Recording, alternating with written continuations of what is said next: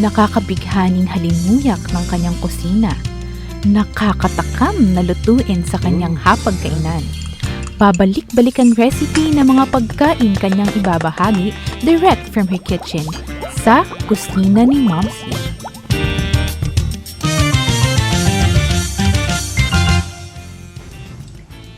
Welcome sa kusina ni Mamsi. Ako po ang makakasama ninyo, si Mamsi Shelo E. Basco. Magluluto po ako ng kakaibang inunon na isda. So sa isang kawali ay naglagay na po ako ng hiniwang bawang, sibuyas at saka luya para hindi didikit yung isda. At ilalagay ko na po yung yellowfin tuna fillet. Yan, nahugasan na ito, pinatuluan ko na at nilagyan ko po ng konting asin. Yan, ina-arrange ko na sa ating paglulutuan. At saka ngayon ay budburan po ito ng ating mga spices pa. Yung natirang luya, sibuyas at bawang. Ayan. Now add peppercorns, yung buo po na paminta, 3 pirasong dahon ng laurel, 1.5 tablespoons na patis, at ito po yung ating twist.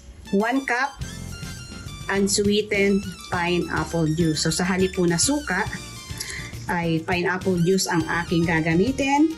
And then pagkatapos nito ay buhusan po ng oil. 2 tablespoons cooking oil para malambot yung ating isda. And then takpan lang and cook over low-medium fire. Yung medium po at saka low yung gitna nun. At hayaan po natin siya na mag-simmer lamang for 30 minutes. Nakalimutan kong lagyan ng sili.